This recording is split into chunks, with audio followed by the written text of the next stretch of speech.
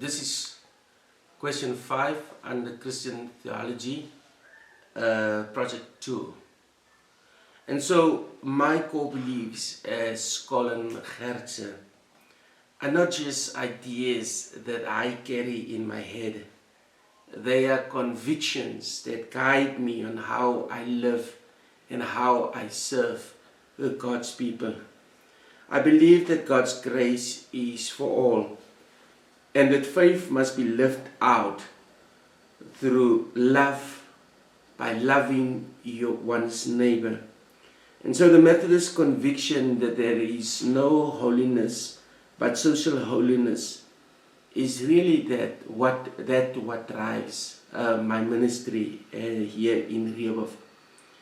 This belief has shaped my response to the needs of the community. Firstly, with the COVID-19 home treatment center that was established during the pandemic. When hospitals were overwhelmed, I felt convicted that the church must respond. With local doctors, the town council, volunteers and businesses, we converted the church men's into a COVID home treatment center. We provided a free medical care to all, regardless of whether one have medical aid or not. This way was a way of living Christ's healing ministry in a time of crisis. Further to that, education and children is something that is very close to my heart. After COVID-19, I saw children at the Acacia Primary School learning outside amidst poor weather conditions.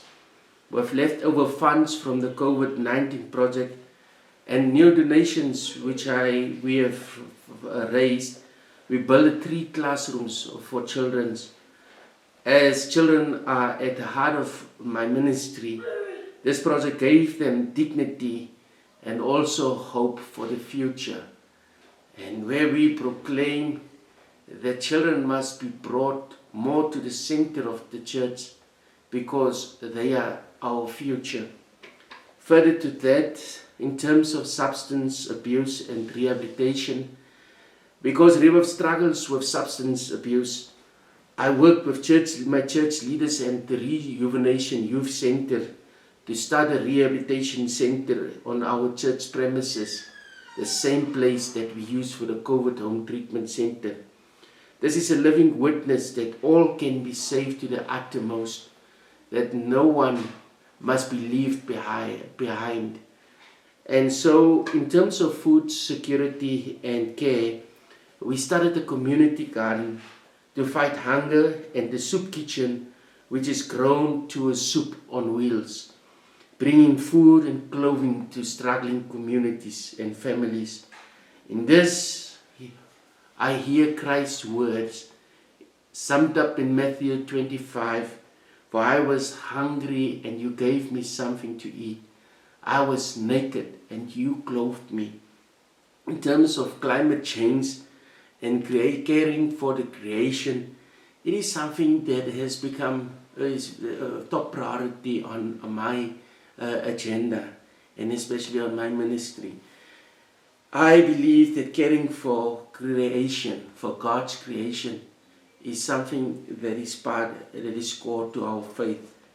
As patron of the JTL Bekers Primary School, I helped to start a tree adoption project with the grade R learners, teaching them to care for God's creation.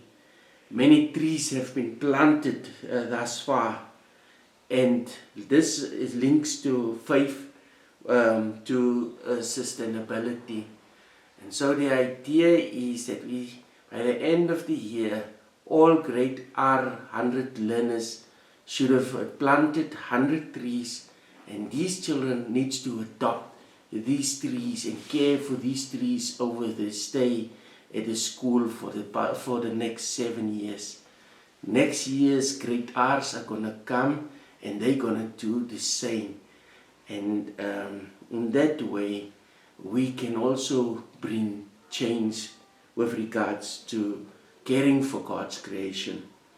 In terms of youth empowerment, to make the church child-friendly, we host career days, provide CV writing and interview trainings, and offer a computer resource center for learners without internet access.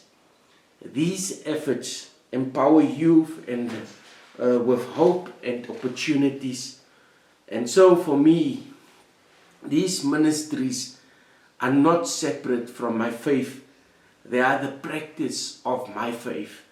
They are what it means to live my belief in my salvation, and what my salvation is for all, and that holiness has a social dimension.